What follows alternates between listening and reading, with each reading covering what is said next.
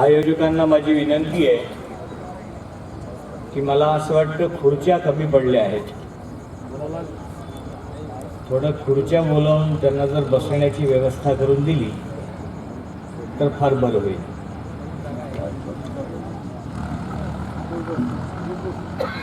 विचारपीठावर उपस्थित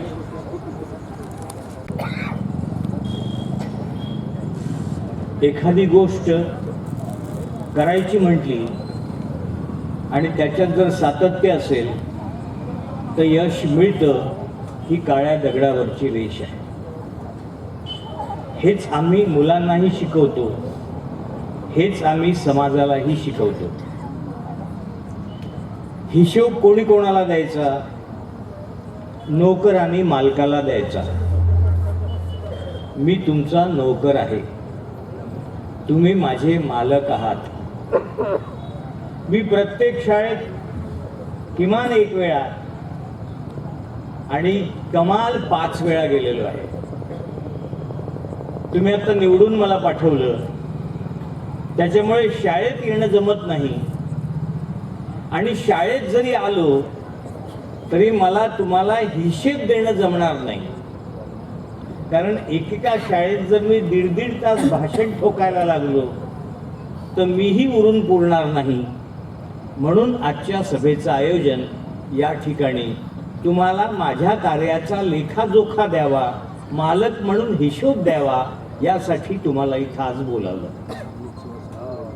माझ्या बोलण्यातून हे मी केलं, हे मी केलं, हे मी केलं असं सातत्याने येईल. त्याला उपाय नाही. एक कीर्तनकार आपल्या दृष्टांतात असं म्हणतो की हे मी केलं असं म्हणत असताना आमचा हात हृदयाजवळ का जातो? तो पोटाजवळ का जात नाही? तो घुटण्याजवळ का जात नाही? तो डोक्याजवळ का जात नाही? हे मी केलं असं म्हणत असताना माझा हात हृदयाजवळ जातो. याचा अर्थ असा, माझ्या हृदयात वास करणारा परमात्मा अल्लाह यांनी माझ्याकडून हे काम करवून घेतलं असं मला प्रतिध्वनित करायचं असतं, म्हणून माझा हात हृदयाजवळ जातो. मग आता मी देखील नाईलाजाने हे मी केलं, हे मी केलं असं जेव्हा म्हणेन तेव्हा माझ्यात कुठलाही अहंभाव आहे, गर्वाची भावना आहे, अभिमान आहे असं तुम्ही समजू नका. तुम्ही असं समजा की माझ्या हृदयात वास करणारा शिक्षक रूपी परमात्मा यांनी माझ्याकडून हे काम करवून घेतलं, म्हणून मी हे मी केलं, हे मी केलं, हे मी केलं असं म्हणेन. मी पुन्हा येईन असं म्हणणार नाही.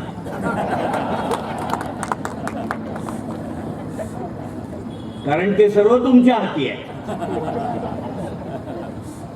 पण हे मी केलं असं मला म्हणावं लागेल. कृपया याचा दुसरा अर्थ आपण घेऊ नका, ही माझी आपणास अतिशय नम्र विनंती आहे. शिक्षक बंधू आणि भगिनींनो, 2014 साली जेव्हा मी निवडणूक लढलो तेव्हा शेगावमध्ये मी एक सभा घेतली होती. त्या सभेत मी असं म्हटलं होतं की 6व्या वेतन आयोगामध्ये नवोदयच्या आणि राज्याच्या शिक्षकांमध्ये 10,000 रुपयाचं अंतर आहे.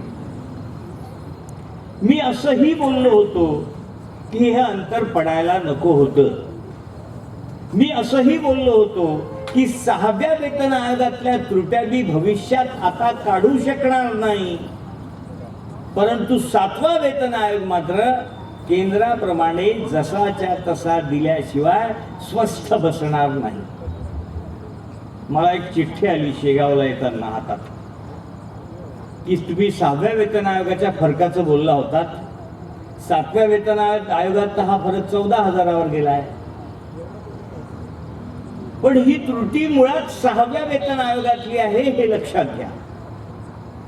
6व्या वेतन आयोगातल्या त्रुट्या भविष्यात काढता येत नाही, पण 7वा वेतन आयोग देत असताना मी काय काय परिश्रम घेतले, किती भेटी घेतल्या, कोणाशी कसा बोललो, बक्षी समितीशी कसा भांडलो, या सगळ्यांकरता तुम्ही माझ्या फेसबुकला एक दिवस भेट द्या. आता मला तर काही त्यातलं फारसं कळत नाही, पण बक्षी समिती सोबत 5 मॅरेथॉन मीटिंग घेतल्या. एक मीटिंग तर 5 तास 40 मिनिटं चालली. अगदी चट्टोपाध्यायपासून 4था वेतन आयोग, 5वा वेतन आयोग, 6वा वेतन आयोग याच्यातल्या सगळ्या त्रुट्या काढल्या. 7 रात्र जागून एक निवेदन तयार केलं आणि ते निवेदन बक्षी समितीला मी दिलं. तुम्ही ते वाचलं नसेल म्हणून आज मुद्दामून त्या निवेदनाच्या हार्ड कॉपी तुम्हाला वाचण्याकरता दिल्या की आपला लोकप्रतिनिधी किती अभ्यासू आहे. त्यांनी 7 रात्र जागून कसं निवेदन तयार केलं, बक्षी समितीला दिल्यानंतर त्या निवेदनाचा बक्षी समितीला किती फायदा झाला. त्या काळात तुमच्या व्हॉट्सअपवर फिरत होतं, शिक्षकांना वगळून 7वा वेतन आयोग देणार.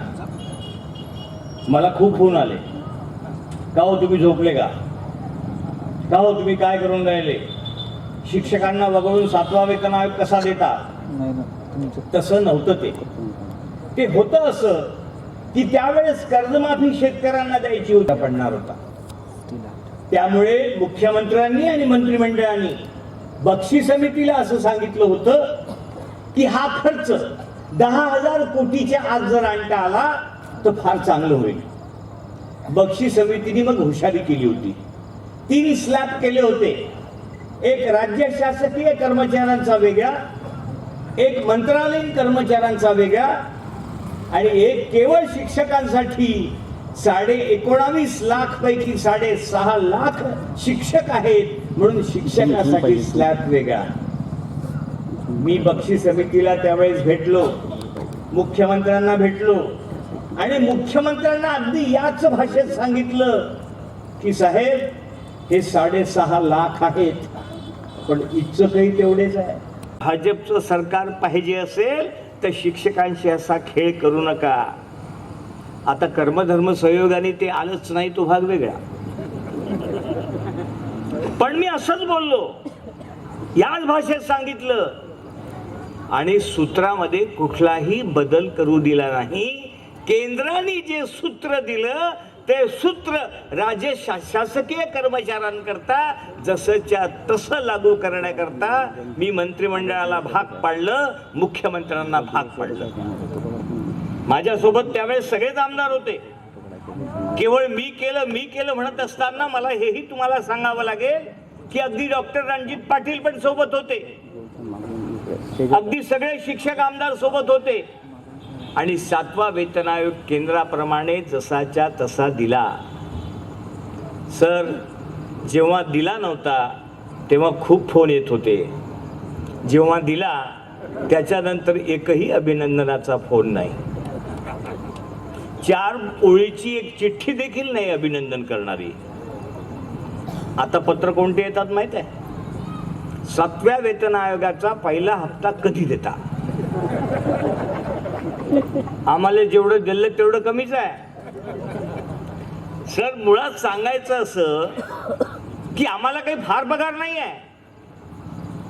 आम्हीच आमच्या हाताने बदनामी करतो. लक्षात घ्या, 7व्या वेतन आयोगात किमान 15 आणि मॅक्झिमम 25,000 रुपये प्रत्येक शिक्षकाचे वाढले आहे.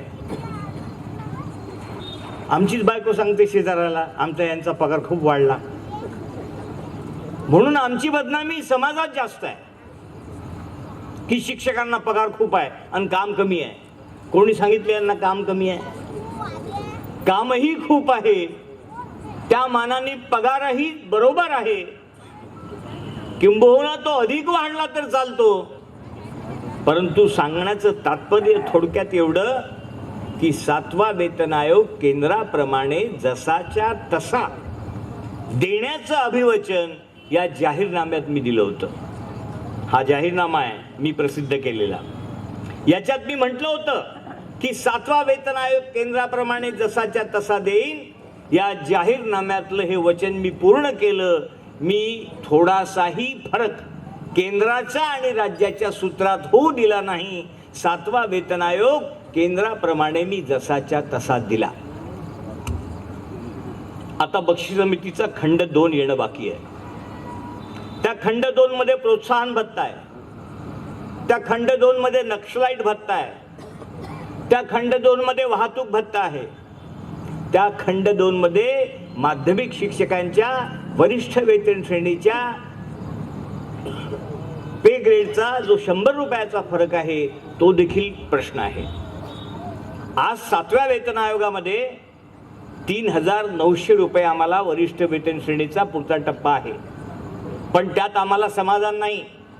6व्या वेतन आयोगात डीएडला जो ग्रेड पे वाढवून दिला होता त्या तुलनेत माध्यमिक शिक्षकांचा वाढावा अशी आमची मागणी आहे. आणि मी तुम्हाला आज जाहीर अभिवचन देतो, बक्षीस समितीचा दुसरा खंड अजून येणं बाकी आहे. खंड आल्यानंतर त्याच्यावर पूर्ण अभ्यास करेन आणि अभ्यास केल्यानंतर तुम्हाला तक्रारी करता एवढीशीही जागा शिल्लक राहू देणार नाही. खंड 2 मधले सर्व दोष, खंड 2 मधले सर्व दोष मी 100% काढेन.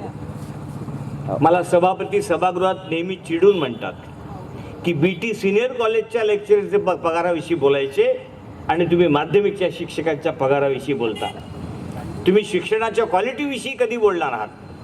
मी त्यांना सांगत असतो, शिक्षक हा प्रामाणिक माणूस आहे, तो शिकवण्याचं काम प्रामाणिकपणेच करतो. त्याला त्याचा एका विद्यार्थी जर चौकात भेटला आणि तो जर तहसीलदार असेल तर देशमुख सर मोठ्या अभिमानाने सांगतात की हा माझा विद्यार्थी आहे, हा तहसीलदार आहे.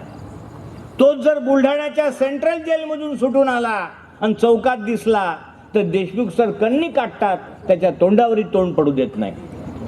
म्हणजे आमचा प्रत्येक विद्यार्थी हा मोठा व्हावा, तो चांगला शिकावा असंच आम्हाला वाटत असतं.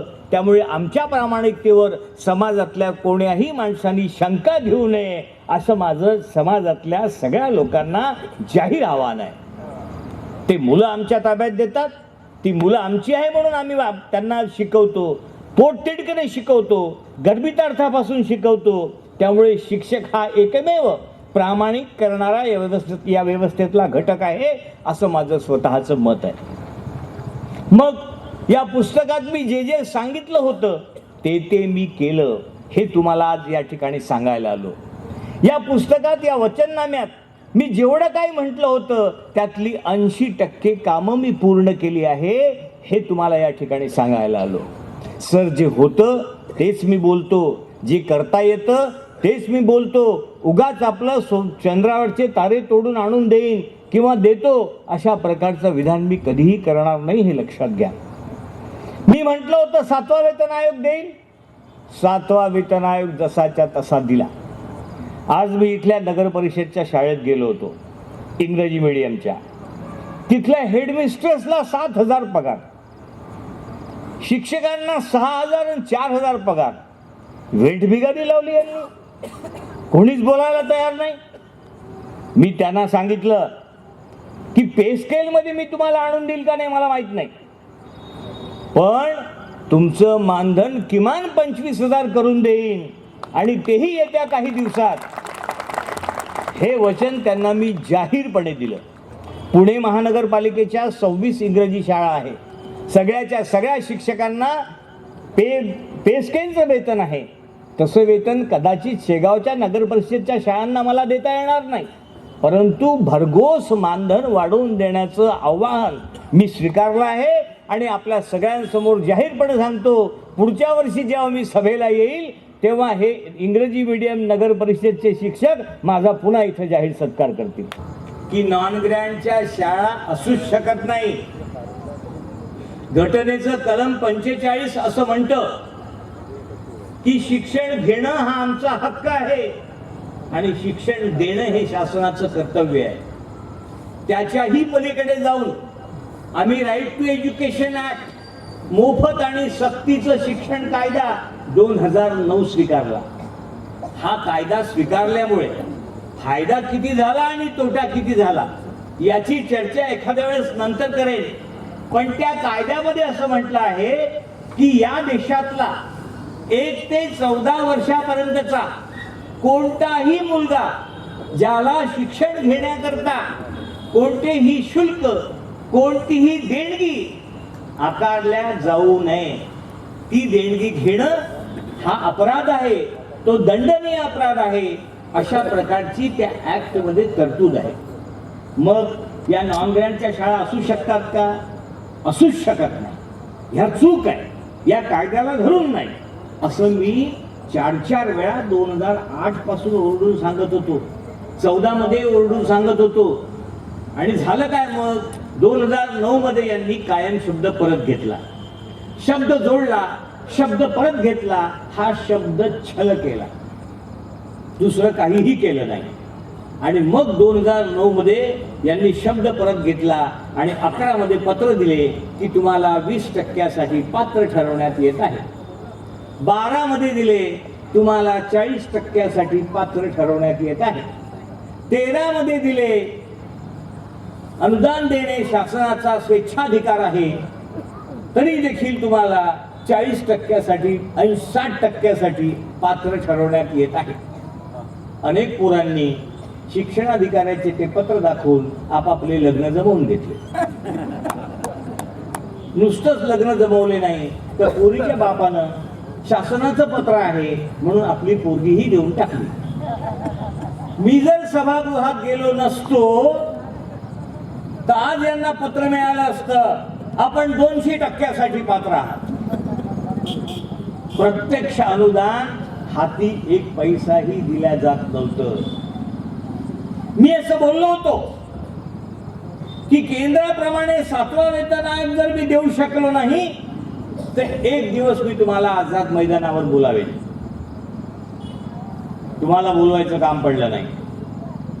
मी दुसरं असंही बोललो होतो की शिक्षक प्रतिनिधी सभागृहात असल्यामुळे एकाही शिक्षकाला मी भविष्यात रस्त्यावर उतरू देणार नाही. मग या कायम विना अनुदानितसाठी मला प्रयत्न करणं आवश्यक होतं. निवडून आल्यानंतर डिसेंबर 14च्या अधिवेशनात मी सभागृहात भाषण दिलं. त्या भाषणात असं मी बोललो, सर शूट चालू आहे ना, की तुम्हाला छत्रपती शिवाजी महाराजांच्या नावाने शासन करण्याचा कुठलाही अधिकार नाही. छत्रपती शिवाजी महाराज पैसे नाही, पैसे नाही, पैसे नाही म्हणून रडत नव्हते. उत्पन्नाचा स्रोत निर्माण करून जनतेला सुखी ठेवण्याचं काम राजाचं होतं आणि ते राजासारखं काम छत्रपती शिवाजी राजे करत होते. या शासनावर कर्ज होतं, तुम्हाला माहित नव्हतं का? कशाला निवडणुका लढल्या, कशाला सरकार बनवलं? आज तुमच्यावर 34,000 कोटी कर्ज असेल, 35,000 करा, परंतु शिक्षकांना न्याय द्या, त्यांची वेठबिगारी थांबवा, त्यांना प्रत्यक्ष अनुदान सुरू करा. माझ्या भाषणाचा कुठलाही परिणाम सरकारवर झाला नाही. माझं हे विधान परिषदेतलं भाषण माहितीच्या अधिकारात तुम्हाला मिळू शकतं. डिसेंबर 14 मध्ये निवडून आल्या. मग 15 मध्ये आपण काय करायचं बुवा आता? मग यांच्यासाठी केलं मी उपोषण. पहिल्या दिवशी उपोषणाला बसलो. आता मी तुम्हाला खरी खुली स्थिती सांगतो, उपोषण करणं काही गंमत नाही. त्या उपोषणानंतर मी कानाला खडा लावला की आयुष्यात कधीही उपोषण करणार नाही. पहिला दिवस तर निघून जातो साहेब, कसा बसा निघतो. दुसऱ्या दिवशी सकाळी त्या आझाद मैदानावर बसलो होतो आणि त्याच्याच मागं हॉटेल होते आणि तो फोडणीचा वास घम घम येत होता. पोटात कावळे काव काव ओरडत होते. साहेब दुसरा दिवस गेला हो. तिसरा दिवस उजाडला. मी म्हटलं आता काही शक्य नाही आपल्याला हे. मुख्यमंत्र्याला फोन लावला. मुख्यमंत्री मीटिंग मध्ये. मुख्यमंत्री काही फोन उचले ना. सायंकाळी 6 वाजता मुख्यमंत्र्याचा फोन आला. काय म्हणता श्रीकांतजी? मी म्हटलं जीवानं मारता का तुम्ही? सारा सकाळपासून भेटून ना राहिले. ते म्हणे काय झालं?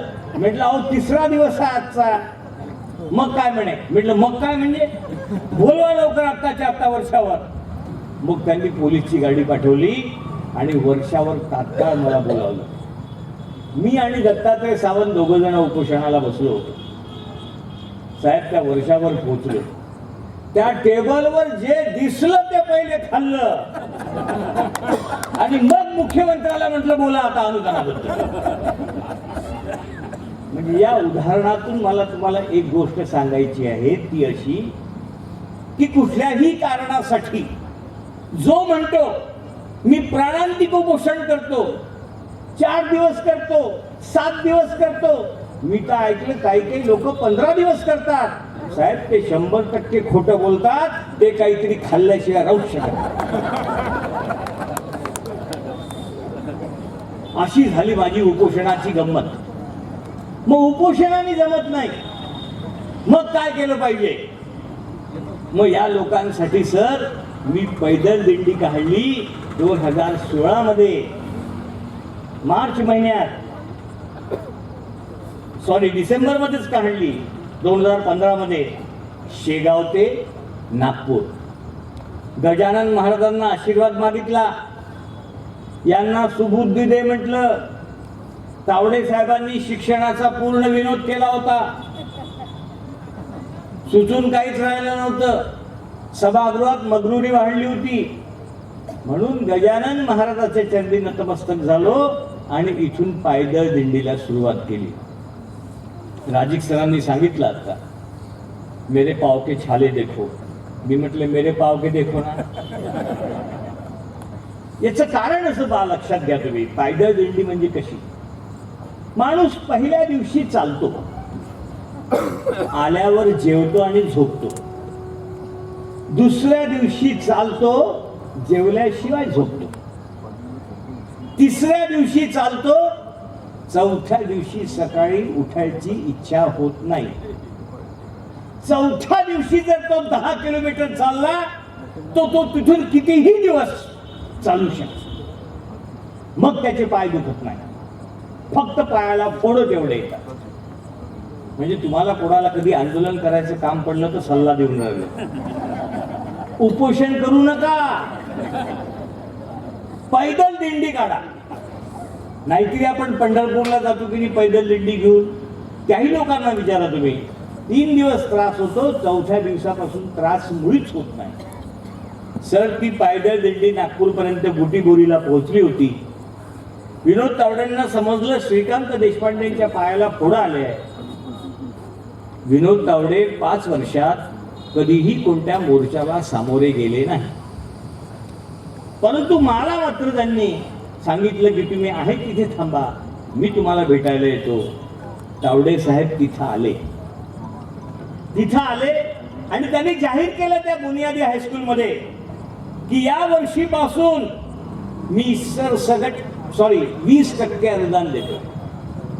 मला असं वाटलं की जमलं. रहाटे काका सोबत होतेच. हे रहाटे काका खरोखर 365 दिवस मुंबईला असतात. आज सभापती म्हणून ते कदाचित आले. म्हणजे बुलढाण्याचे रहाटे काका आहेत, यांना मी तिथे कसं काम करतो याचा चांगला अनुभव आहे. या माणसाला जर तुम्ही 2 शब्द बोलायला दिले असते पहिले, तर या माणसाने नीट सांगितलं असतं की तिथे कशी मरमर करतो, GR स्वतः कसा बनवतो, GR चे पॉइंट कसे बदलावायला लावतो, त्या क्लास जवळ कसा जाऊन बसतो. तर त्यावेळेस तावडेंनी जेव्हा सांगितलं की 20% सर 20% देतो, तेव्हा मला असं वाटलं चला सुरुवात झाली. आता हा मधातच खूपच काढून सरसगटचं माहित होतं का? नाही. या माणसाने 20% दिलं बा, सुरू झालं. आता पुढच्या वर्षी 40 मिळेल, त्याच्या पुढच्या वर्षी 60 मिळेल, अशा भ्रमात मी देखील होतो. 20% सुरू झालं. मला वाटलं चला चटकोट भाकरी का होईना आमच्या पोटाला मिळाली. जे 15-15, 20-20 वर्ष कष्ट करत होतो, शेतीत काम करत होतो, खाजगी काम करत होतो, शाळेत जात होतो, तरीही आणि पोटाला थोडी का होईना चतकोर भाकरी मिळाली, याचं मला त्यावेळेस समाधान वाटलं. पण जेव्हा सरसगटचा GR निघाला तेव्हा अतीव दुःख देखील झालं. मी शासनाशी सातत्याने भांडत होतो, सातत्याने. 2017च्या एप्रिलमध्ये मी म्हटलं की आता आम्हाला 60% पाहिजे. 40% जमणार नाही. आणि पुढे हेही बोललो की 60%च घेईन, 60%च देईन. 60% दिलं नाही तर मी राजीनामा देईन. बोललो तुम्ही, खोटं बोललो का? नाही. मुख्यमंत्र्यांनी माझ्या कानात सांगितलं. तुम्ही म्हणाल तुमच्याच कानात काहून सांगितलं? तुम्हाला एका गोष्टीचा सार्थ अभिमान असला पाहिजे. जे कोणीतरी आपल्या भाषणात बोललं आता की 1 मे 1960 ला विधान परिषदेची रचना झाली, तेव्हापासून आजपर्यंत 54 शिक्षक आमदार झाले. एकाही आमदाराला मी सोडून राज्यमंत्री पदापर्यंत पोहोचता आलं नाही. शिक्षक आघाडीचा मला सांगा ना, म्हणजे मी पहिला प्रतिनिधी आहे जो राज्यमंत्री झालो. मी पहिला प्रतिनिधी आहे जो सभापतीच्या खुर्चीवर बसलो अमरावती शिक्षक विभाग मतदारसंघाचा. मी 3.5 तास सभागृहाचं कामकाज चालवलं. आणि मी पहिला प्रतिनिधी आहे जे भूतकाळात कधीच घडलं नाही. मी शिक्षकांचे 7च्या 7 आमदारांचा एक गट त्या ठिकाणी निर्माण केला. कोणी राष्ट्रवादीचा आहे, कोणी काँग्रेसचा आहे, कोणी भाजपचा आहे, मी अपक्ष आहे. माझ्या नेतृत्वाखाली हे 6 लोक काम करतात. तुम्ही प्रत्येक वेळेस व्हॉट्सअपवर पेपरमध्ये फोटो बघा. 6च्या 6 आमदारांचा एक दबाव गट विधिमंडळात मी तयार केला शिक्षकांकरता. विधिमंडळात आणि विधिमंडळाच्या बाहेर दोन्ही ठिकाणी एकत्रितपणे काम आम्ही करतो. सर, हे सगळं तुमच्या प्रेरणेने घडलं, तुमच्या मतांमुळे घडलं, तुमच्या प्रेमामुळे घडलं. तर आपण मूळ विषयावर येऊ की माझ्याच कानात का सांगितलं. तुम्हाला काय वाटते, राज्यमंत्री फार हुशार माणसाला करतात का? जो बुद्धिजीवी आहे बुवा, फार हुशार आहे, अशाला मंत्री करतात का हे लोक? नाही. जो तिकडंबाज आहे, जो उपद्रव मूल्य सिद्ध करू शकतो, अशांनाच राजकारणात मंत्री करतात. तुम्ही म्हणाल तिकडे उपसभापती माणिकराव ठाकरेंचा टेन्युअर नुकताच संपला होता. मग पवार साहेब मला म्हणले, शरद पवार साहेब, की श्रीकांत देशपांडे, तुम्हाला आम्ही उपसभापतीचा उमेदवार करणार आहे. शरद पवार साहेबांचं माझ्यावर निरातिशय प्रेम. म्हणजे एखाद्या वेळेस आज जर शरद पवार साहेब शेगावला आले असते आणि थांबले असते तर ते माझ्यासाठी इथं नक्की आले असते. शरद पवार साहेबांचं माझ्यावर इतकं प्रेम की ते मला सोनियाजीकडे घेऊन गेले, राहुलजीकडे घेऊन गेले. त्यांनी सांगितलं की हा अपक्ष उमेदवार आहे, याला आपल्याला उपसभापती करायचं आहे. सोनियाजी त्यावेळेस गंगाराम हॉस्पिटलला ऍडमिट होत्या. आजही राहुलजींना मी फोन करतो तर ते म्हणतात, बोलो श्रीकांतजी. आजही. म्हणजे मला तुम्हाला सांगायचं तात्पर्य असं की म्हणजे काँग्रेसवाल्यांचं माझ्यावर निरातिशय प्रेम, राष्ट्रवादी शरद पवारांचं निरातिशय प्रेम, आणि शिवसेना तर आपली मूळ आस्थापना आहे. आणि श्रीकांत देशपांडे असल्यामुळे भाजपवाले आपलं समजतात. यात माझा दोष आहे का? म्हणजे पाणी तेरा रंग कैसा, जिसमें मिलाय वैसा. मी सभागृहात अपक्ष बसतो. शिक्षकच माझा पक्ष आहे, शिक्षकच माझा धर्म आहे, शिक्षकच माझी जात आहे. मी शिक्षकांचा आहे आणि शिक्षक माझे आहे. ही भावना घेऊन मी सभागृहात चालतो. तर त्यावेळेस मी काँग्रेस आणि राष्ट्रवादीकडून उपसभापती पद घेऊ नये म्हणून मुख्यमंत्र्यांनी मला राज्यमंत्री पद दिलं. मी कोणाचा विश्वासघात केला नाही. पवार साहेबांना विचारून पद घेतलं. दिल्लीला जाऊन विचारून आलो. मी म्हटलं यायचं सरकार कधी कुठलं कोणाकडे जाईल काही सांगता येत नाही. आणि तसं झालंय. कोणी विचार तरी केला होता का हे तिघं एकत्र येतील? पण म्हणजे राजकारणात काय होईल काही सांगताच येत नाही. म्हणून मी त्यावेळेस सगळ्यांना भेटून सगळ्यांना विश्वासात घेऊन ते राज्यमंत्री पद घेतलं. सर ते पद घेतलं. पद घेतल्यामुळे माझा सरकारवरचा दबाव वाढला. मुख्यमंत्री मला प्रत्येक गोष्ट सांगत होते तत्कालीन. त्यांनी मला सांगितलं होतं, श्रीकांतजी आपण 2016 मध्ये 20% दिलाय, 18 मध्ये आपण 60% नक्की देऊ. आणि म्हणून मी ताकदीने म्हणत होतो की 60% देईल नाही तर राजीनामा देईल. बरं याला काही प्रमाण आहे का? तर प्रमाण पण आहे. ज्युनियर कॉलेजच्या लोकांनी आझाद मैदानावर आंदोलन सुरू केलं होतं. 18वा दिवस होता. ते आंदोलन तापलं होतं. एका आमदाराला धक्काबुक्की झाली होती. पोलिसचा लाठीचार्ज झाला होता. ज्युनियर कॉलेजची मागणी होती की घोषित पात्र करा. लवकर सरकार करून नव्हतं राहिलं. त्या आंदोलनाच्या पार्श्वभूमीवर मुख्यमंत्र्यांनी बीडला एक पत्रकार परिषद घेतली होती. त्याची क्लिप माझ्याजवळ आहे. तुमच्याजवळ नसेल तर माझ्याजवळ मागवून घ्या.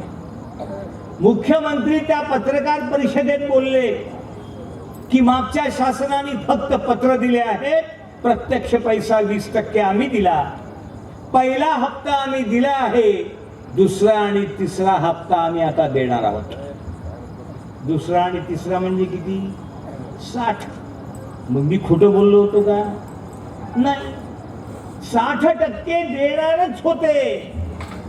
किंबहुना जेव्हा 20% सरसकट दिलं तेव्हा माझं तावडे साहेबांशी बोलणं झालं होतं की आपण आता प्रचलित तरी करा. ते म्हणले होते हो प्रचलित करू. सर पुढे झालं असं की ज्युनियरचं आंदोलन पेटलं, लाठीचार्ज झाला.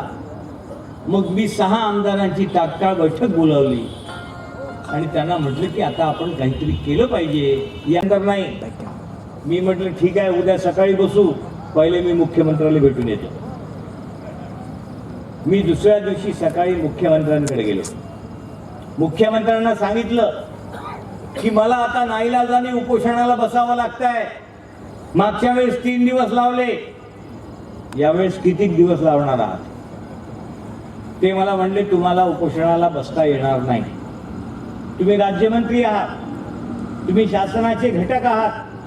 तुम्ही उपोषणाला बसले तर शासनाची प्रतिमा मलिन होईल. तुम्ही जर उपोषणाला बसले तर मी तुमच्यावर कारवाई करेन, सगळ्या आमदारावर कारवाई करेन. मी मुख्यमंत्र्यापेक्षा हुशार, लक्षात घ्या. मी आमदारांना येऊन सांगितलं असं असं आहे.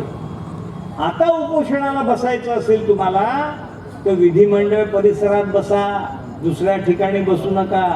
कारण विधिमंडळ परिसरात सभापतीच्या परवानगीशिवाय लोकप्रतिनिधीच्या अंगाला हात लावता येत नाही, अटकही करता येत नाही. सभापतींना म्हटलं तुम्ही निघून जा साताऱ्याला, तुम्ही यायला काही भेटू नका, आम्ही बसतो उपोषणाला. सभापतींना साताऱ्याला पाठवलं आणि 7च्या 7 आमदार छत्रपती शिवाजी महाराजांच्या पायथ्याशी विधिमंडळात उपोषणाला बसलो. रहाटेका का होतेच. पाऊस पडत होता, पावसातही बसलो, उन्हातही बसलो. त्या दिवशी रात्री 12 वाजेपर्यंत मंत्रालय चाललं. प्रस्ताव तयार झाले. 40% किती पैसे लागतील, 60% किती पैसे लागतील, 100% किती पैसे लागतील. आणि दुसऱ्या दिवशी मंत्रिमंडळाच्या बैठकीपुढे विषय नसताना तो विषय चर्चेला गेला आणि मुख्यमंत्र्यांनी रागारागाने घाई 40% दिले. 60% द्यायला पाहिजे होते. तिसऱ्या दिवशी मी मुख्यमंत्र्यांना भेटलो. तुम्ही चूक केलं म्हटलं सर, तुम्ही 60 कबूल केले होते. तर मुख्यमंत्र्यांनी त्यावेळेस मला सांगितलं की जे घडलं ते घडलं, आपण प्रचलितचा निर्णय घेऊ. सरकारच गेलं, ताबडतोब गेलं. आणि नवीन सरकार यायला 2 महिने. प्रचंड राजकारणात अस्वस्थता. डिसेंबर मध्ये व्हाईट बुक मध्ये नोंद होऊ शकली नाही. राजकारणच अस्थिर. सर आता नीट ऐका. मला लोक म्हणतात की आता 20% मिळालं, पुढचा टप्पा मिळणार नाही का. जे ज्युनियर कॉलेज 146 आणि 1638 पात्र झालेले आहे त्यांच्यासाठी 106 कोटीची तरतूद व्हाईट बुक मध्ये करून त्याला विधिमंडळाची मान्यता आज रोजी प्रदान केलेली आहे. त्याची तरतूद व्हाईट बुक मध्ये करून त्याला मान्यता देऊन इथं आलेलो आहे.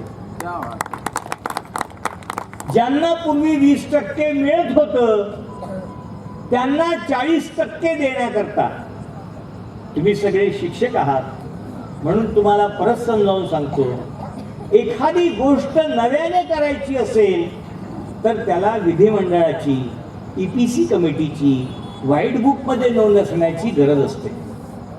पण जे 20-40 करायचं आहे त्याला EPCची आवश्यकता नाही, तरतुदीची आवश्यकता नाही, विधिमंडळ मान्यतेचीही आवश्यकता नाही.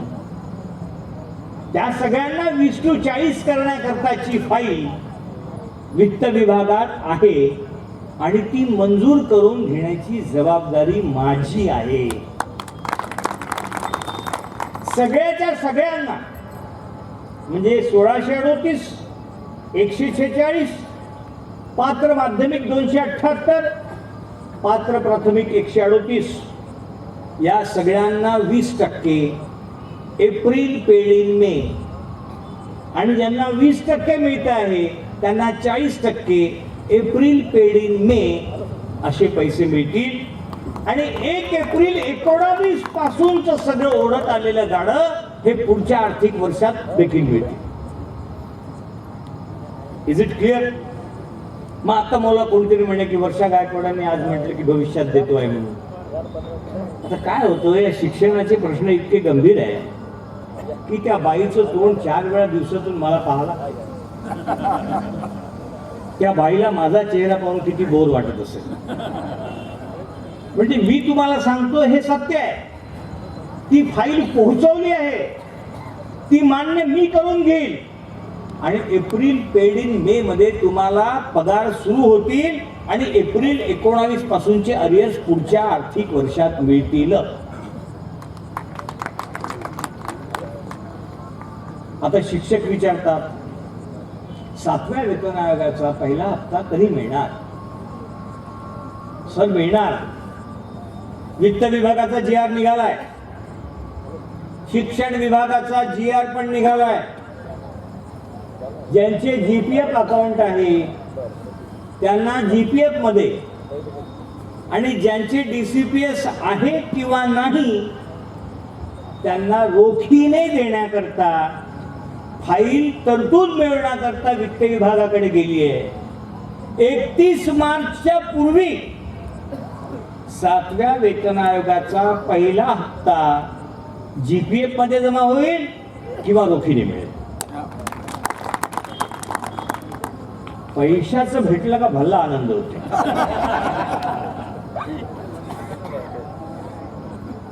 सर अनेक लोक म्हणतात TETचं काय होईल. लक्षात घ्या, TETचं पाप माझं नाही, TETची जबाबदारी माझी आहे. तो प्रश्न सोडवण्याची जबाबदारी माझी आहे, पण पाप माझं नाही. 2010 मध्ये केंद्राने जेव्हा हा कायदा केला आणि राज्याकडे पाठवला आणि राज्याला असं सांगितलं की यामध्ये काही सुधारणा करायची असेल तर ते सांगा, हा कायदा तुम्हाला स्वीकारायचा आहे का नाही ते सांगा. पण आमच्या राज्यांनी काहीच केलं नाही. अरुणा बागचींच्या अध्यक्षतेखाली एक समिती नेमली, त्या समितीच्या 29 महिने अभ्यास केला. त्या समितीने मार 2500 पानाचा अहवाल तयार केला आणि केंद्राला काहीही कळवलं नाही. म्हणून TET आमच्याकडे 1 जानेवारी 13 पासून लागू झाला, ऑटोमॅटिक लागू झाला. त्याच वेळेस जर अभ्यास करून कळवलं असतं की टीईटी आम्हाला अमान्य आहे, 30 पटसंख्येच्या आधारावर शिक्षक अमान्य आहे, तुकडी ही संकल्पना आमची चांगली आहे, त्याच वेळेस जर कळवलं असतं तर हे सगळं घडलं नसतं. आज आता टीईटीचा एवढा मोठा प्रश्न निर्माण झाला आहे की 1 जानेवारी पासून सगळ्यांचे पगार बंद झाले. विधिमंडळात हा प्रश्न मांडून उपयोग नाही. राज्य सरकार याच्यावर निर्णय घेऊ शकत नाही. अभ्यास करून बोलतोय प्रत्येक गोष्ट. एखादा कायदा जर केंद्राचा असेल तर त्या विषयाचा दुसरा कायदा राज्याला करता येत नाही. केंद्राने लागली आहे तर आता तुम्हाला टीईटीचं रिलॅक्सेशन मिळण्याकरता किंवा आम्हाला 19 पर्यंत फक्त प्रशिक्षण लावून द्या, रिलॅक्स करा, किंवा आम्हाला अजून 2-3 संधी द्या, याकरता तुम्हाला केंद्राकडेच जावं लागेल.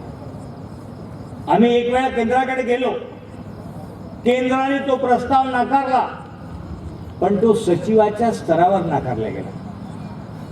आता अनायशे मानव संसाधन विकास मंत्री संजय धोत्रे साहेब उद्या दुपारी 1 वाजता त्यांची माझी अकोल्यात भेट होणार आहे. एक वेळा मी त्यांना दिल्लीत भेटून आलो आहे. त्यांना हा इतका मोठा गंभीर प्रश्न आहे 8,000 शिक्षकांचा, हे सांगून आलो आहे. तुम्ही विश्वास ठेवा, प्रश्न लवकर सुटणार नाही, पण 31 मार्चच्या पहिले रोज फोन करून मला विचारतात का टीईटीचं काय झालं. आता रोज काय सांगू तुम्हाला मी.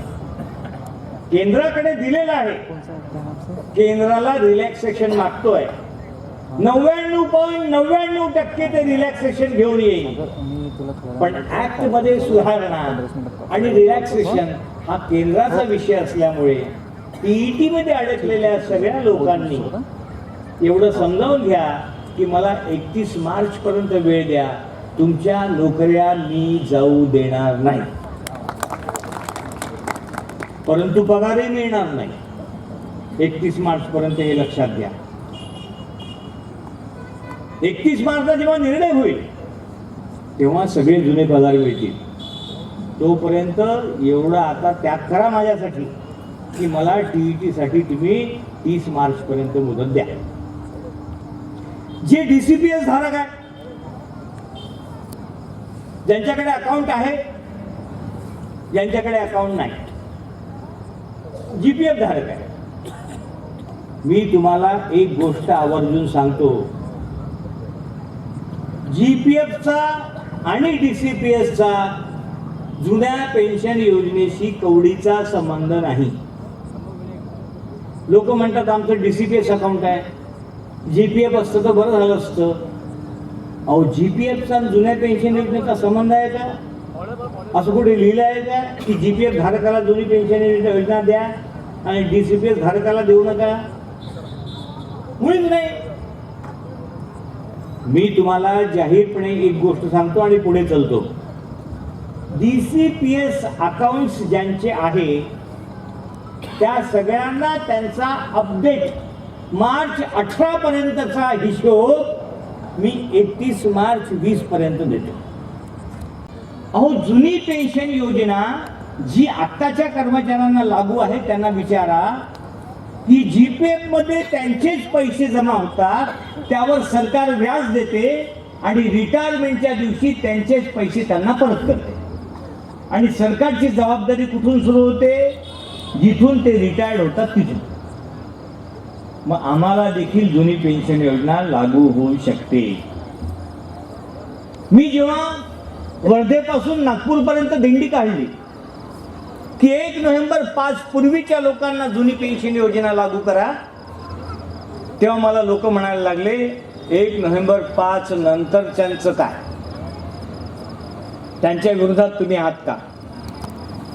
शिक्षक बंधू आणि भगिनींनो, एक लक्षात घ्या, 1 नोव्हेंबर 2005च्या पूर्वीच्या लोकांना पेन्शन देणं थोडं कठीण आहे, पण 1 नोव्हेंबर 5 नंतरच्या माणसाला देणं खूप सोपं आहे.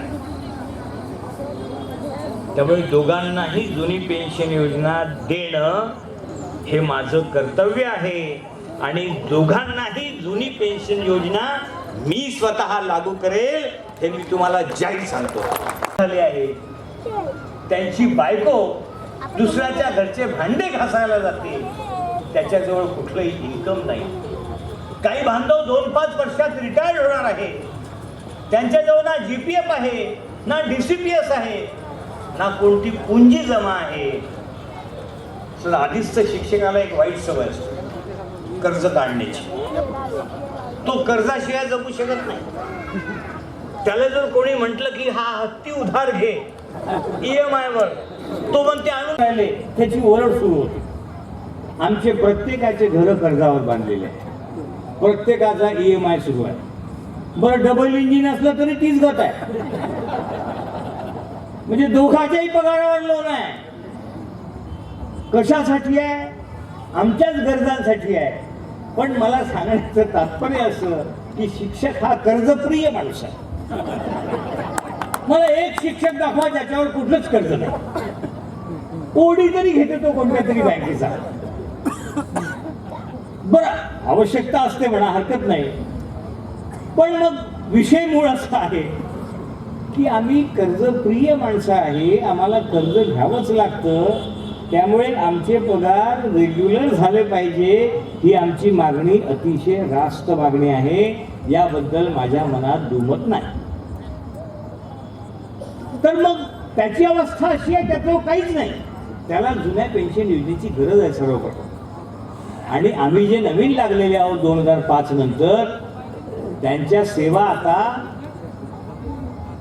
किमान 15 वर्ष झाल्या असतील आणि अजून 15 वर्ष बाकी आहेत त्यांच्या सेवा. त्यांचे DCPS अकाउंट आहे, कटौती पण सुरू आहे बऱ्याच लोकांची.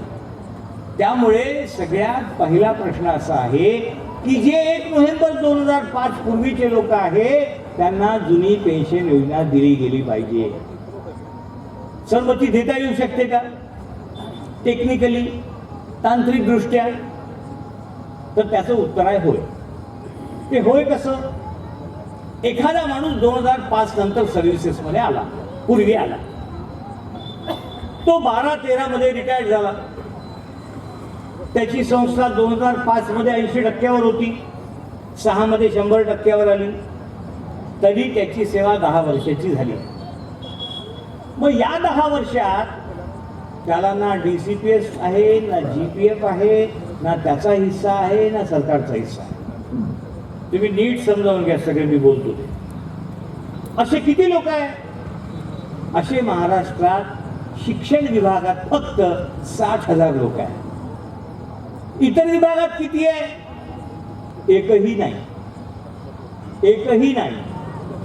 फक्त मूळ धोरण जे आहे की 1 नोव्हेंबर 5 ही कट ऑफ डेट, तर ती कट ऑफ डेट जी आहे ती कट ऑफ डेटच्या पूर्वी लागलेले शिक्षण सेवकांना देखील ती लागू झाली आहे. पण त्याच्या पूर्वीच्या पूर्णवेळ शिक्षकांना लागू झाले नाही. हा फक्त शिक्षण विभागाचा प्रश्न आहे. मग त्यांना काही ना काही सरकारने द्यावं लागेल ना, द्यावंच लागेल. सर डॉक्टर बाबासाहेब आंबेडकरांनी असं म्हटलं होतं की माणूस आपल्या जीवनातली, तारुण्याची, उत्साहाची, उमेदीची सर्व वर्ष जनसेवेकरता शासनाला देतो. म्हणून त्याचा उत्तरार्ध सांभाळण्याची जबाबदारी ही शासनाची आहे. म्हणून मी हा ऍक्ट करतो. मग इतका उदात्त दृष्टिकोन, काही ना काही तर द्यावंच लागेल. मग असं गृहीत धरा की 1 नोव्हेंबर 5 पूर्वी लागलेला एखादा गृहस्थ ज्याची फक्त 10 वर्षाची सेवा झाली आहे, अशा 60,000 लोकांची फक्त 10 वर्ष सेवा काउंट करा आणि त्याच्या पगाराचा 10% हिस्सा सरकारने त्याला जर द्यायचा असेल आज, जो द्यावाच लागेल, तर सरकारला 4,500 कोटी रुपये त्यांना द्यावे लागतात. आता आला 1 नोव्हेंबर 5 नंतरचा. ते तर खूप सोपं आहे सर. मी तुम्हाला गणित सांगतो. 2006 मध्ये लागलेला गृहस्थ त्याला DCPS अकाउंट मिळालंय, त्याच्या खात्यात त्याचाही हिस्सा चालला, सरकारचाही हिस्सा चालला. हे सरकार मूर्ख आहे सर. जी गुंतवणूक याला त्याच्या 58व्या वर्षी करायची आहे ती गुंतवणूक हे आज करून राहिले. आज किती करतायत गुंतवणूक? आज प्रत्येक कर्मचाऱ्याचा पगार 50,000 पकडा, 14% हिशोबाने जवळपास 6,000-6,25,000 रुपये सरकार त्याच्या खात्यात टाकतं आणि 5,000 त्याचा हिस्सा आहे. सर हे ॲव्हरेजली 11,000 रुपये महिना तुम्ही पकडा आणि कॅल्क्युलेशन करा 30,000चं, 30 वर्षाचं. एकेका कर्मचाऱ्याचे 1,10,00,000 रुपये निघतात. किती? 1,10,00,000 जमा होतात. मूळ मुद्दा असा आहे की पेन्शन ही आमची म्हातारपणाची काठी आहे. त्या 1,10,00,000शी आम्हाला काही घेणं देणं नाही. आमचा जर उद्या मृत्यू झाला तर आमचं कुटुंब वाऱ्यावर येणार आहे, ही आमची अडचण आहे. आम्ही जर रिटायर्ड झालो आणि पोरानं उद्या जर लाथ मारली आणि पैसा सारा घेऊन टाकला तर बुडीली घेऊन जाऊ कुठं, हा प्रश्न आहे. दासार सर, तुम्ही जे बोलले पेन्शनचा भाग, 1,10,00,000 जमा होतात आणि त्या 1,10,00,000चं व्याज फक्त काढलं महिन्याचं आणि तेवढाच हिस्सा सरकारने त्यावेळेस टाकला तर जुनी पेन्शन योजना सहज देता येऊ शकते.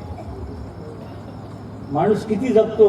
58 नंतर 20 वर्ष, 25, 30 मॅक्झिमम. याच्यावरती जमते काय काही? म्हणजे मी तुम्हाला जे गणित समजावून सांगतो आहे, हे गणित अगदी गणितीय भाषेत परफेक्ट आहे. फार पैसा लागत नाही जुनी पेन्शन योजना द्यायला. अक्कल लागते, अक्कल. आता ती अक्कल देण्याचं काम मी करून राहिलो. मी तुम्हाला सांगतो, 1 नोव्हेंबर 5 नंतरच्या लोकांना अजून रिटायर्ड व्हायला पहिल्या माणसाला लागलेल्या 15 वर्ष अवकाश आहे. मी तुम्हाला पुढच्या 6 वर्षात 1 नोव्हेंबर 5 नंतरच्या लोकांना देखील जुनी पेन्शन योजना दिल्याशिवाय स्वस्थ बसणार नाही. बरं, मी हवेत बोलतोय का? नाही. मी गणित मांडलं तुमच्या समोर. गणिताचे शिक्षक कॅल्क्युलेशन करा, किती पैसा जमा होतो, काय होऊ शकतं. मग मला मागचे अर्थमंत्री असं म्हटले होते की जे मृत्यू पावतात त्याचं काय, मधातच. मी त्यांना म्हटलं त्याचं प्रमाण किती, तोही अभ्यास केला मी. पार 1950 पासून केला साहेब. सरकारी नोकरांचं मृत्यूचं प्रमाण 2.5 ते 3% आहे. चला 3% पकडले. 3%ने किती होतात? 45,000 व्यक्ती. त्यांना खर्च किती लागतो? 180 कोटी. ज्या राज्याचं बजेट 4 लाख कोटी आहे आणि दरवर्षी ते 10%ने वाढत आहे, त्या राज्याने 180 कोटीसाठी रडावं का? कर्मचाऱ्यांच्या पेन्शनसाठी? मुळीच नाही. सभागृहात हे सगळं लावून धरेन. हे मी जे बोलतो आहे हे याच्यात मी म्हटलं नव्हतं जुनी पेन्शन योजना देईल म्हणून. मी पहिले सांगितलं की हे पाप मागच्यांचं आहे, पण जबाबदारी मी स्वीकारली आहे. मी ही जबाबदारी स्वीकारली आणि 100% यातून मी तुम्हाला सुटका देईल. सगळ्याच्या सगळ्या शासकीय कर्मचाऱ्यांना, केवळ शिक्षक नव्हे, 1 नोव्हेंबर 5 पूर्वी लागलेले, 1 नोव्हेंबर 5 नंतर लागलेले सगळ्यांना जुनी पेन्शन योजना दिल्याशिवाय मी स्वस्थ बसणार नाही. सर, हे अनुदान मी का देऊ शकलो? पहिले 20% दिले, ज्याचा 41,153 लोकांना फायदा झाला.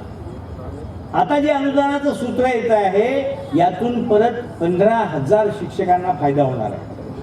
म्हणजे आतापर्यंत 45,000 आणि 15,000 जवळपास 61,000 शिक्षकांना किमान अनुदान सुरू करून न्याय देण्याचं काम मी केलं. होऊ देणार नाही. माझं काय म्हणतात त्याला, फेसबुकवर जाऊन 2016चं बजेटचं भाषण ऐका. मी सरकारच्या तोंडावर आकडेवारी फेकली आहे फक्त, की हे असं बजेट चालणार नाही, तुम्ही आम्हाला गृहीत धरू नका. सर, माहितीच्या अधिकारात माहिती काढा. 11-12 मध्ये शिक्षणावर किती पैसा होता, 12-13 मध्ये किती होता, 13-14 मध्ये किती होता. सर, 19-20 मध्ये 60,000 कोटी रुपये शिक्षणासाठीची तरतूद आम्ही सगळ्या आमदारांनी मिळून केली. ही किमान 2 वर्षाची असावी. 6व्या वेतन आयोगात ती 6 महिन्याची होती. 7व्या वेतन आयोगात ती 3 वर्षाची केंद्राने शिफारस केली. जेव्हा मी बक्षीस समितीसमोर गेलो, ते म्हणे का हो, तुमची तर 2च वर्षाची मागणी आहे. मी म्हटलं साहेब, केंद्राने 3 वर्षाची दिली ना, तुम्ही आता 3 वर्षाची जशी तशी द्या. त्याही पलीकडे पुरुषांना बाल संगोपन रजा म्हणून 15 दिवसाची बोनस दिली पुरुषांना. आता बाईनं जर म्हटलं का हो मी जरा जाऊन येते, हे पोरग जरा आजच्या दिवसभर तुम्ही सांभाळा, तर आता तुम्ही नाही नाही म्हणू शकत. बाई म्हणते 7व्या वेतन आयोगात बालसंगोपन रजा आहे, 1 दिवसाची सुट्टी टाका आणि चुपचाप पोट सांभाळत घरी बसा. म्हणजे पुरुषांना देखील बालसंगोपन रजा याच्यामध्ये म्हटलं होतं त्याप्रमाणे सर मी दिली. सर, गेल्या 30 वर्षापासून एक मागणी होती हो. अनेक संघटना म्हणत होत्या आम्ही करतो आम्ही करतो, आणि कोणीच करत नव्हतं. नगरपालिकेच्या माध्यमिक शाळांना वैद्यकीय प्रतिपूर्ती योजना नव्हती. किती बिल झालं तरी तो घरीच मरत होता. देऊळगाव राजाला शर्मा नावाचे एक शिक्षक होते. त्यांची मुलगी, तिला कुठला तरी गंभीर आजार होता. दर 2 महिन्यांनी ब्लड बदलावं लागत होतं. दर्यापूरचे एक रफिक सर होते, नगर परिषदच्या ज्युनियर कॉलेजचे. त्यांना अचानक कॅन्सर झाला. ते माझ्याकडे आले. मी म्हटलं सर, आता गंभीरपणे या प्रश्नाकडे लक्ष देतो, आणि याच्यात मी म्हटलं होतं की नगर परिषदच्या माध्यमिक शाळांना वैद्यकीय प्रतिपूर्ती योजना मी लागू करेन. 28/11/19 आदेश काढला. नगर परिषदच्या सर्व माध्यमिक शिक्षकांना वैद्यकीय प्रतिपूर्ती योजना लागू केली. सर, जे बोललो ते करतो, जे करता येत नाही ते बोलतच नाही. सर, आता कॅशलेस आणतोय, पण कॅशलेसमुळे आपलं नुकसान आहे. 2च फायदे आहेत, 2च. एक, तुम्हाला मुख्यमंत्री, मंत्री, प्रधान सचिव, अतिरिक्त मुख्य सचिव कोणाच्याही चेंबरमध्ये लाथ मारून जाता येते. आणि दुसरा, रेल्वेचं रिझर्वेशन 2 तास आधी तिकीट जरी काढलं तरी कन्फर्म होते. बाकी सगळे तोटेच तोटे. पण मी आता काय, हे एवढ्यासाठी मी तुम्हाला सांगितलं की मी तुम्हाला मागे बोललो होतो, आठवत असेल तर, की हकीम समितीने मला हाकलून दिलं, मला पोलिसांकरवी बाहेर काढलं. आज माझा सन्मान तुमच्यामुळं तिथं आहे. मला जे मुख्यमंत्री भेटतात, मंत्री भेटतात, अधिकारी भेटतात, मी गेल्यावर खुर्चून उभे राहतात, ते तुमच्यामुळं आहे. बिल्लारी सर आणि उमरांडे सर, तुम्ही त्यांच्याकडे द्या तर घरी. आपल्याला घाई कशी असते का, हे घे ना आत्ताच दे. आपल्याला केव्हाही खाट असते बरं, केव्हाही. म्हणजे महिना कोणताही असो, पैसे लवकर झाले पाहिजे म्हणते, बस कुठूनही येऊ. असं करू नका. बिल सबमिट केल्यानंतर शिक्षक आघाडीच्या तालुका अध्यक्षाला कॉन्टॅक्ट करा. तुमच्या घरी बिल येईल हो, कोणाला पैसे देण्याचं काम पडणार नाही. पण मी कॅशलेसच्या काही एकदम विरोधात नाही. मी सरकारला असं म्हटलं आहे की 5 लाखापर्यंत कॅशलेस आणि त्याच्यावरती जर बिल जात असेल तर सरकारने बोलावून वरची रक्कम अदा करावी. नुसतं कॅशलेस करून शिक्षकांना वाऱ्यावर सोडू नये. तर ते देखील काम मी या ठिकाणी करतो आहे. आणि अमरावतीत सकाळी उतरत नाही ते पेपरला बातमी असते, अमक्या संघटनेचं यश, शासन निर्णय झाला. अरे बा, तिथं कोणी विचारत नाही ना, कोणी विचारत नाही. सेक्रेटरी 5-5 तास आतमध्ये बोलावत नाही. कसं यश हो? मग आज मी तुम्हाला जे सांगतोय ते हे सांगतोय की पुढच्या महिन्यात मी एक कायदा आणतोय. तो कायदा आणल्यानंतर हे पुन्हा म्हणतील अमक्या संघटनेचं यश, म्हणून आजच सांगून देतो. पुढच्या महिन्यात मी एक कायदा आणतोय. तो कायदा असा आहे की शिक्षकांना इन्क्रिमेंट लावायचं असेल, वरिष्ठ वेतन श्रेणी घ्यायची असेल, निवड श्रेणी घ्यायची असेल, मेडिकल बिल घ्यायचं असेल, एवढंच नाही तर मरता निवृत्ती वेतन घ्यायचं असेल सोडता तर संस्था चालक प्रत्येक वेळेस पैशाची मागणी करतात. ही अतिशय दुःखाची बाब आहे. माझ्याकडे येऊन लोक रडले. हे आमचे पुसदकर सर आहे इथे, अतिशय प्रामाणिक माणूस, संस्थेची इमाने इतबारे 35 वर्ष सेवा केली, कधी अध्यक्षाशी वाद होऊ दिला नाही. पण यायली रिटायरमेंट होता झाल्या दिलाच त्या अध्यक्षाने. इथून मी शिकलो. आता मी एक कायदा आणतोय की शिक्षकांना वेतनवाढ, मेडिकल बिल, निवड श्रेणी, वरिष्ठ वेतन श्रेणी, निवृत्ती वेतनावर स्वाक्षरा ठराव, हे सगळं जर संस्था विहित मुदतीत करत नसेल तर एज्युकेशन ऑफिसरनी सुमोटो ते करावं. मुकेश अंबानीच्या पोरापर्यंत सगळ्यांना शिक्षण मोफत आहे. मग हे स्वयंअर्थशासित काय आहे? हे विरुद्ध आहे कायद्याच्या. आता हे विना अनुदानित संपलं की पुढच्या टर्म मध्ये स्वयंअर्थशासितचं सुरू होणार. त्यांनाही ग्रांट या सरकारला द्यावीच लागणार आहे. केंद्राचा कायदा हा देशभरासाठी लागू आहे. पण याच्यात मी आता सुधारणा अशी करतोय की जे कॉन्व्हेंट आहे, ज्या स्वयंअर्थशासित शाळा आहे, ह्या काय करतात? शिक्षकाला बोलावतात, 5,000 रुपये महिना देतात. हवी म्हणून त्यांनी या संस्था स्थापन केल्या नाही. पण आता आम्ही त्या सगळ्या संस्था विकाऊ करून टाकल्या. एक दिवस एका शाळेत प्रचाराला गेलो मी. म्हटलं, का रे बाबू, इथे शाळा होती ना? इकली म्हणते. म्हणली, इकली? कवा विकली म्हणे? गेली आता इथून. कोणाला विकली म्हटलं? अमक्याने घेतली म्हणे.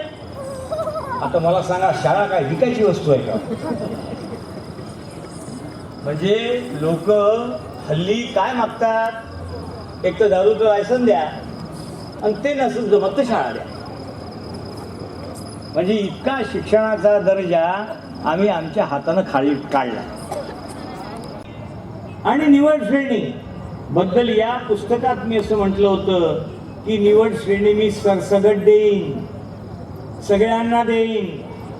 20% अट राहणार नाही, प्रशिक्षणाची अट राहणार नाही. प्रशिक्षणाची अट शिथिल केली आहे. मला आत्ता सभा सुरू होण्यापूर्वी एक सर भेटले. ते म्हणले की आमचा प्रस्ताव शिक्षणाधिकारी कार्यालयात पडू नये. आता मला काय स्वप्न पडते का तुम्ही सांगायला? मी तुम्हाला पत्र लिहितो राजे हो चांगलं. त्यात लिहितो की तुमची काही अडचण असेल तर मला कळवा. तुम्ही मला पत्र तर पाठवतच नाही. तुम्ही वाढदिवसही करत नाही. मीच करतो इतक्या दिवसापासून तुमचा. न चुकता करतो. माझ्या वाढदिवसाच्या पत्रामुळे घरात भांडणं लागतात. एक दिवशी एका शिक्षिकेला मी फोन केला, ताई तुमचा वाढदिवसाच्या शुभेच्छा. ती ताई मला म्हणली, दादा खूप खूप शुभेच्छा, धन्यवाद, पण एक दुःख आहे म्हणे, की आमच्या ह्यांनाही अजून आठवलं नाही हो म्हणे.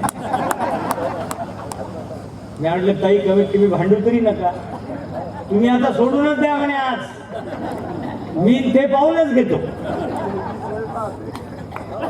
मग दुपारी त्या शिक्षकाचा फोन आला, दोघंही सुदैवाने शिक्षकच होते. तुम्ही हे जास्तीचे धंदे काऊन करता म्हणे साहेब.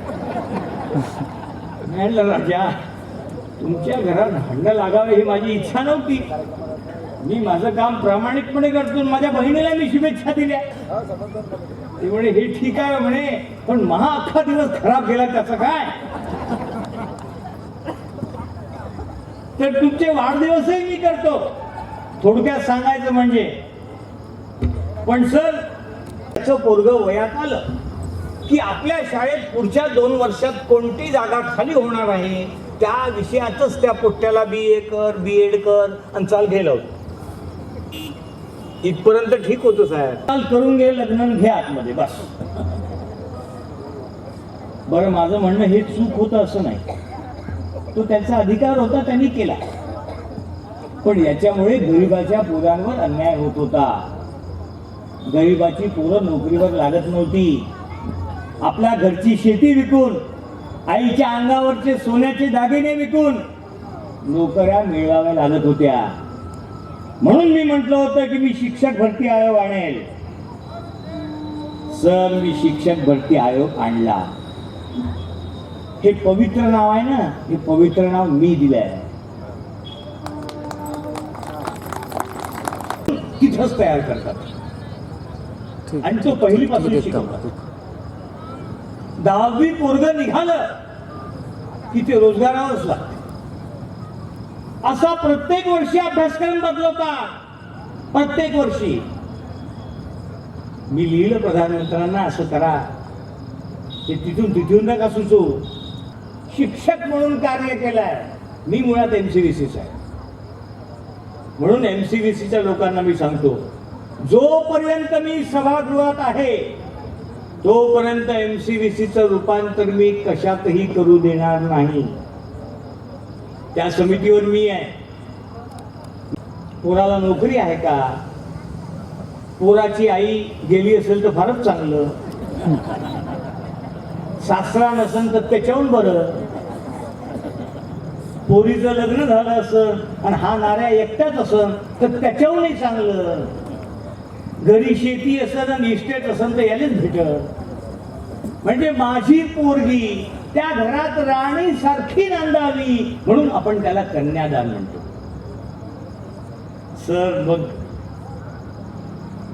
मतदान देखील तेवढंच इम्पॉर्टंट आहे. ते दान आहे.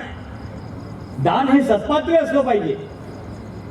सर, आपल्याला जर मोठा अटॅक आला तर आपण असं म्हणतो का की आपल्या जातीच्या डॉक्टरकडे घेऊन चल? आपण म्हणतो चांगल्या डॉक्टरकडे घेऊन चल. जेव्हा आपण आपलं शरीर सुदृढ ठेवण्यासाठी जातपात पाहत नाही, धर्म पाहत नाही, गावचा पाहत नाही, प्रदेशाचा पाहत नाही, जिल्ह्याचा पाहत नाही, तर या देशाच्या लोकशाहीला सुदृढ ठेवण्याकरता तुम्ही देखील कन्यादानाप्रमाणे मतदानाचे निकष ठरवले पाहिजे. हा माझा तुम्हाला आग्रह आहे.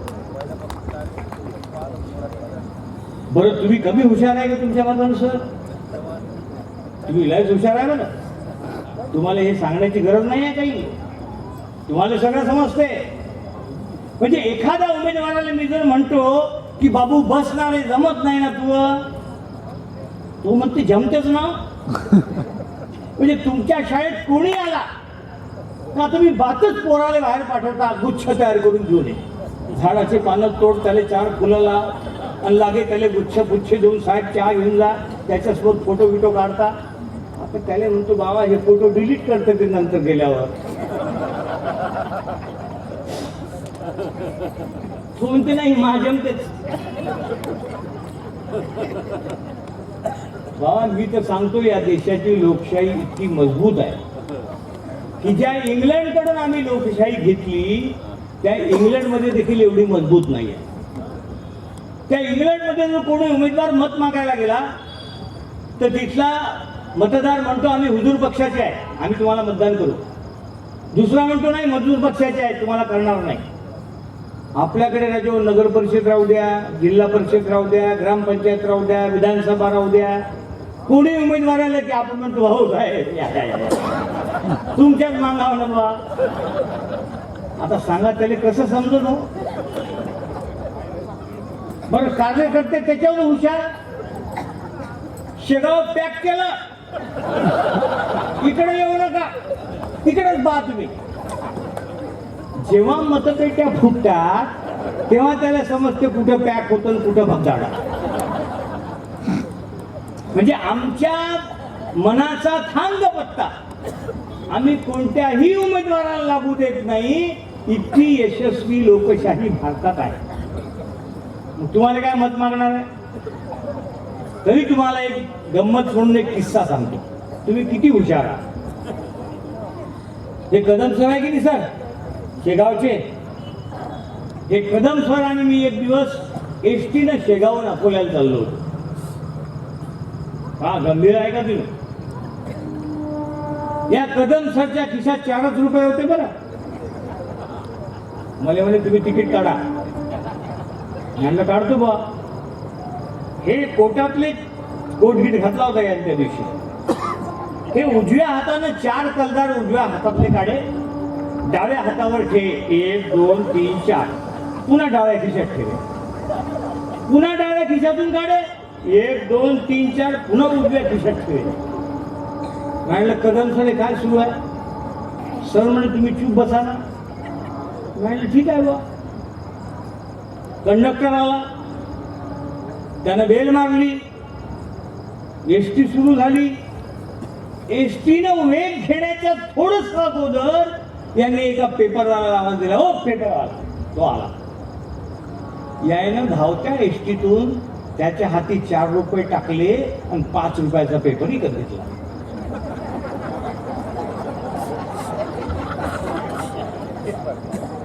गाडीनं घरला जोर. मग कदम सर जोरात हसायला लागले. नाही सर आता काय झालं? छाप भिन म्हणे तो पोट्टा माझ्यापेक्षा हुशार निघाला, त्यानं खालचा पेपर दिला म्हणे.